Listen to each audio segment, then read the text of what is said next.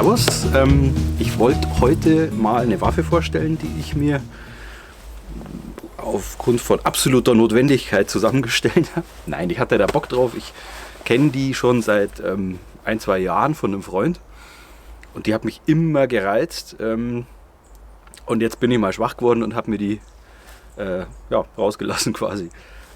Und zwar geht es da um eine Bergara. Bergara ist ein spanischer Hersteller, die stellen hauptsächlich Läufe her und zwar auch mitunter wirklich Weltklasse-Läufe, also hervorragende Läufe auch für andere Waffenhersteller und haben aber auch eine übersichtliche, kleine, aber sehr feine Auswahl an eigenen Waffen. Und davon ist das hier eine. Und zwar ist das die Bergara BA13 TD. TD steht für Takedown. Das ist eine kleine 308 Kipplauf, also einschüssig. Ich finde speziell das Einschüssige daran ganz spannend, weil man muss sich einfach noch mehr darauf konzentrieren, als man es sowieso schon tut, dass dieser eine Schuss wirklich passt. Und gerade wenn man sehr viel Waldjagd betreibt und wenn man viel im Wald auf kurze Distanzen unterwegs ist, ist in der Regel ein Schuss absolut ausreichend, wenn man mal ehrlich ist. Was ist da so Besonderes an der Waffe? Also als erstes, sie ist unfassbar kurz. Ich mache mal gerade den Dämpfer runter. 16er Lauf, 16 Zoll, also 42 cm ungefähr. Was für eine 308, in der die hier auch daherkommt, absolut ausreichend ist. Gewinde kommt mit, 5/8 x 24. Der Dämpfer ist im Moment noch ein Rodale Pro X45, der aber leider nicht mehr hergestellt wird. Der Pete Lincoln von Rodale ist jetzt auf eine 50 mm Geschichte gegangen. Ich habe aber da noch einen anderen Dämpfer im Auge, vielleicht kommt der mal noch dazu. Das Glas ist eines meiner absoluten Lieblingsgläser und ich habe es jetzt auch schon ein zweites Mal mir gekauft. Das ist ein Delta Optical aus Polen. Die ich finde, stellen hervorragende Gläser her. Vor allen Dingen im Preis-Leistungs-Verhältnis sind die mega. Das ist ein 2,5 bis 15 x 56. Ich habe das ganze letzte Jahr auf meiner 17 Hornet geführt, auf der Fuchsbüchse. Und war super zufrieden damit. Kostet um die 800 Euro. Gibt auch mittlerweile einige deutsche Händler. Die kann ich gern auch mal verlinken unten. Ich finde vom Preis-Leistungs-Verhältnis her absolut super. Hat einen sehr fein einstellbaren Leuchtpunkt. Hat sogar Parallaxenverstellung, wenn man es braucht. Die Ringe, das läuft alles super smooth. Zum Teil sogar weicher und schöner als bei wesentlich teureren Gläsern, die ich besitze. Ja, dann hier oben das Gelöt. Ich habe hier so eine 30er Mittelrohr Mini Picatinny Schiene drauf montiert. Da kann ich wunderbar eine GoPro oder auch hier meine kleine Sony Action Cam drauf montieren zum Filmen. Hervorragend. Was haben wir noch? Hier habe ich mir von Short Action Precision aus den USA so einen kleinen 2er Munitionshalter drauf montiert. Zeige ich gleich nochmal warum. So, dann Hahnspanner. Wenn ich den Hahn normal spanne, kleines Klicken. Wenn ich den Abzug gedrückt halte beim Spannen und loslasse, kein kleines Klicken, gar nichts. Super leise und sehr sicher, finde ich. Also wenn ich mit dem Revolver umgehen kann ich damit auch umgehen. So, Lochschaft. Ich finde den also wahnsinnig bequem. Für mich passt der hervorragend. Gebrochen wird hier unten. Also im Anschlag, zack, brechen, zack, zack, zack, zack. Das ist auch der Grund, warum ich mir hier mit Klett diesen Halter hier hin montiert habe. Schuss, brechen, zack, zack, zack, fertig. Waffe ist übrigens leer, selbstverständlich. Ich habe hier nur Pufferpatronen am Start. So, ja, dann geht's weiter. Montage ist eine Leupold PDW. Die wirkt jetzt relativ hoch. Es hat ein bisschen was mit Dämpfergespielereien zu tun, die ich gerade mache. Mal schauen, ob die bleibt, aber ich bin insgesamt mit der super zufrieden. Relativ günstig und ja, 30er Mittelrohr hält bombenfest. Das ist aber auch der Grund, warum ich die Tasche hier drauf habe, abgesehen davon, dass ich die sehr gern mag, weil ich hier gern mal, ehrlich gesagt, meine Ansitzbonbons drin habe. Ich brauche immer Ansitzbonbons. Mal ab und zu vielleicht noch ein Putzzeug, eine Schnur zum Durchziehen, wenn doch mal was in Dreck fällt oder so. Ich habe hier unten drunter, vielleicht sieht man das hier, mal schauen, ob man das hier sieht, so einen kleinen Schaumstoff zugeschnitten, um hier einfach noch ein bisschen höher zu kommen, dass ich hier, wenn ich blind in Anschlag gehe, gut, jetzt ist zu, aber für mich passt es perfekt. Also ich kann das hier schön justieren, habe ich bei meiner Blase auch gemacht. Ob das jetzt gefällt oder nicht, für mich ist das ein Werkzeug, also von daher passt das alles. So, was ich hier momentan noch drin habe, vielleicht hört man es, sind kleine, ja, so sagen wir mal so ein Versuch von einem Kickstop. Mir geht es da gar nicht einmal so sehr um den Rückstoß, sondern mir geht es um die Balance der Waffe. Ich habe bewusst versucht, die so schwer wie möglich zu machen. Die Waffe an sich wiegt, glaube ich, 2,5 Kilo und in der 308 tritt die trotzdem ganz schön. Jetzt habe ich durch Glas, Montage, Dämpfer und so weiter, der schon mal Rückstoß wegnimmt, schon ein gewisses Gewicht draufgebracht, aber sie wird wahnsinnig kopflastig. Und ich habe hier ein paar alte Schrotpatronen aufgemacht, habe mir hier so ein paar Röhrchen gesucht, habe die da jetzt gerade mal noch so drin und habe die hier hinten jetzt erstmal vorübergehend in die Schafttasche rein. Dadurch kommt die Balance einfach sehr gut raus und ich erhoffe mir durch das höhere Gewicht auch ein bisschen bessere oder ein bisschen weniger Rückstoß. Eine 308 bleibt eine 308, da brauchen wir nicht reden und ich will jetzt gar nicht anfangen, hier irgendwie rumzujammern, aber ich finde einfach, Rückstoß ist grundsätzlich scheiße. Also keine Ahnung, ich brauche das nicht. Mein Ego verkraftet es, wenn es wenig Rückstoß hat. Muss mir nichts beweisen. Im Gegenteil, ich finde es einfach schön, allein aus Gründen des Muckens oder ähnlicher Geschichten, wenn so wenig Rückstoß wie möglich da ist. Also mal schauen, wenn das funktioniert, der Schaft hinten, Kunststoff und hohl, ist aber leicht aufzumachen, werde ich den wahrscheinlich, und da mache ich dann höchstwahrscheinlich auch nochmal ein eigenes Video dazu, mit Bauschaum ausschäumen und 2 Hohlräume reinmachen, in die 2 gleich große von diesen ja, selbstgemachten Kickstops reinpassen, damit das Ganze alles fest verbaut ist und ich hier nicht dauernd auch dieses Gerattel habe. Da kommt noch ein bisschen Öl rein. Mal schauen, ich werde das dokumentieren, wenn es denn soweit ist. Flipcaps. Ich werde nicht müde, permanent zu behaupten, es sind die besten Flipcaps der Welt. Zumindest in dem Preisbereich. Und zwar, man sieht es hier vielleicht ganz schön, Vortex. Vortex Defender Flipcaps. Ich glaube, sie heißen Defender. Sind Gummi. Das Scharnier ist ebenfalls aus Hartgummi. Flippen auf. Den hinteren mache ich ganz gern seitlich. So. Das geht auch leise, wenn man sich Mühe gibt. Und was mir an denen besonders gut gefällt, ich mache es mal vorne zuerst, zack, flach und zack, flach. Das heißt, mich stört hier beim Drüberschauen, beim seitlich Vorbeischauen an der Waffe überhaupt nichts. Ich kann die im Winter mit rausnehmen, in Schnee mit rausnehmen. Wenn was kommt, ne, leise auf, umklappen, fertig. Stehe ich voll drauf, habe ich mittlerweile bei allen Waffen drauf. Gefallen mir einfach wahnsinnig gut. So, ja, was habe ich vergessen?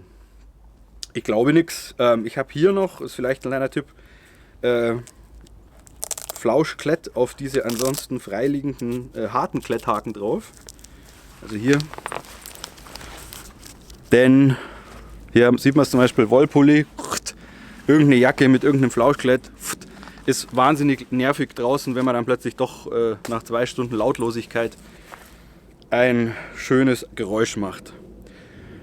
Ja, was vielleicht noch eines der großen Highlights ist, und ich hatte es ja eingangs erwähnt, sie heißt Takedown. Die Waffe lässt sich also wunderbar verpacken, und zwar Vorderschaft, Handschutz abnehmen wie eine Flinte. Das ist also genau der gleiche Mechanismus wie bei einer Flinte. So, dann brechen und ab in den Rucksack. Dämpfer kann ich auch noch runternehmen, dann ist sie noch kürzer. Ich habe mir da eine sehr schöne kleine Tasche besorgt. Ja, da kann ich die also wunderschön ins Revier transportieren. Das ist kein Hexenwerk. Ist kein Hexenwerk. Moment.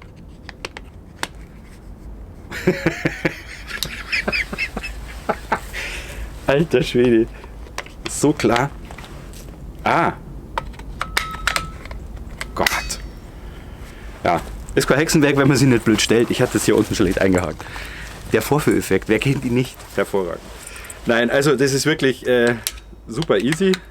So könnte es auch gehen. Und ich bin jetzt heute hier bei uns draußen im Revier. Wir haben hier eine eigene 100-Meter-Bahn in der Kiesgrube. Und werde die Waffe mal einschießen. Glas ist montiert. Ich werde zunächst mal Gecko Target nehmen, um einfach mal zu gucken, wo ich hinkomme. So billige Surplus-Munition, die ich aber auch 1-2 Jahre auf Rehwild ganz gern geführt habe. Das ist eine ganz einfache Teilmantel, 11 Gramm. Nichts Besonderes. Und dann möchte ich gern bei der hier mal die neue, so neu ist sie auch nicht mehr, die Hornady Precision Hunter ausprobieren. Das ist ein ELDX-Geschoss mit Heatschild, weil ja die Geschossspitze so unfassbar heiß wird, dass man die unbedingt schützen muss vor der Hitze. Ich bin mal gespannt. Ich hoffe aber, dass die relativ schnell aufmacht und ganz gute Wirkung hat, weil ich möchte die kleine Bergara zum Winter hauptsächlich mal auf Sauen mit an der Kirrung rausnehmen und mal gucken. Also die zwei werde ich schießen. Ich habe auf 100 Meter vorne diese Shoot-and-See Targets von Birchwood Casey. Die kriegt man auch bei uns. Ich habe mir die jetzt gerade aus dem Amerika-Urlaub mitgebracht. Wer die nicht kennt, ihr werdet es gleich sehen, ein Schuss macht da so einen hellen Fleck. Und man muss nicht jedes Mal auf 100 Meter vorrennen, sondern sieht das eigentlich durchs Glas oder durch die Kamera hoffentlich auch recht schön. So, und ja, ich denke mal, das war es im Großen und Ganzen. Und jetzt fangen wir mal an, die einzuschießen. Also, bis gleich.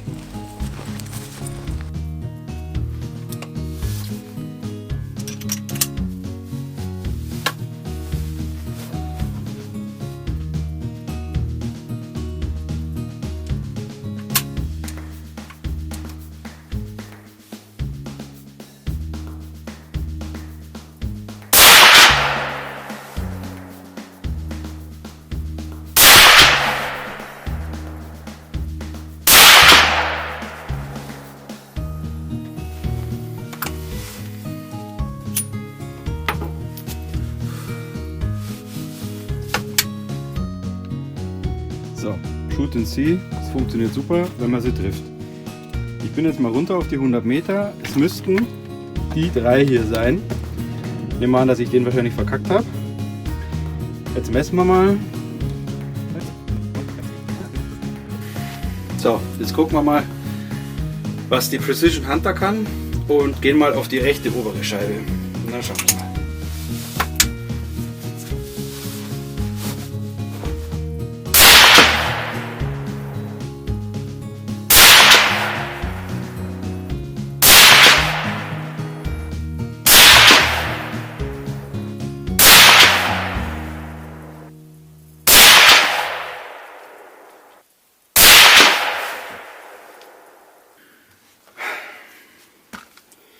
So, also die Precision Hunter 178 Grain, die war nix. Das passt nicht zusammen mit dem 8er Drall von dem Lauf wahrscheinlich. Jetzt probieren wir mal die hier. Gecko Express 308 11,7 Gramm, 165 Grain. Mal gucken, was die kann. Die ist eigentlich bei mir für eine andere Waffe gedacht, aber ich habe sie halt, deswegen probiere ich die jetzt mal. Gehen wir mal links unten aufs Ziel. Schauen wir mal, was passiert.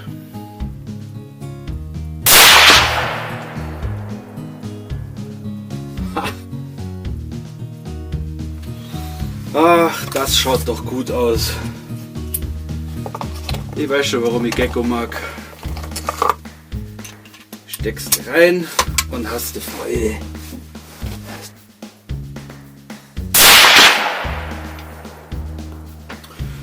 Oh Gott sei Dank.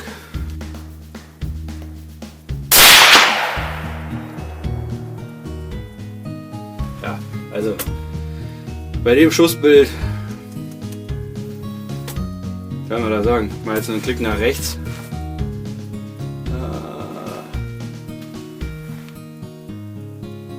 Klick.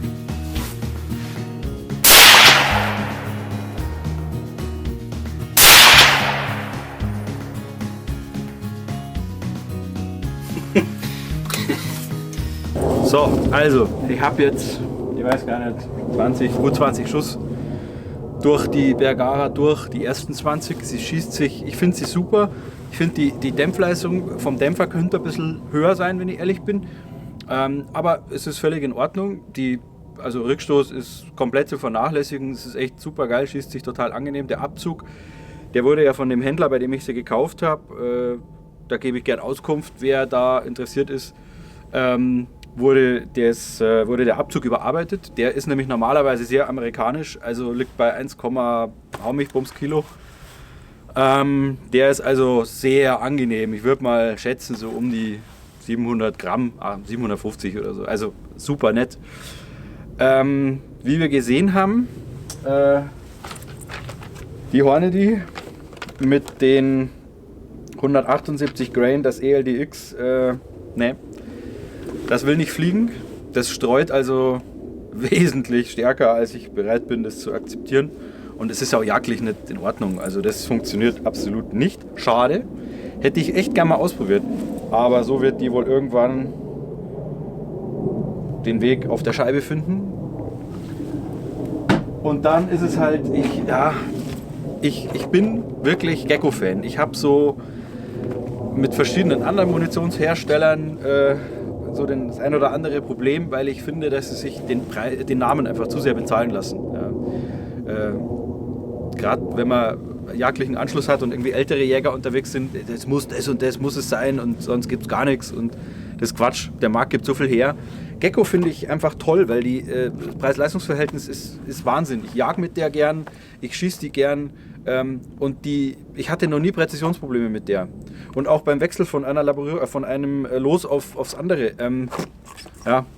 Ich mache einen Kontrollschuss, aber ehrlich gesagt ist der eher pro forma. Die Dinger fliegen 1:1, also da kann man nichts sagen.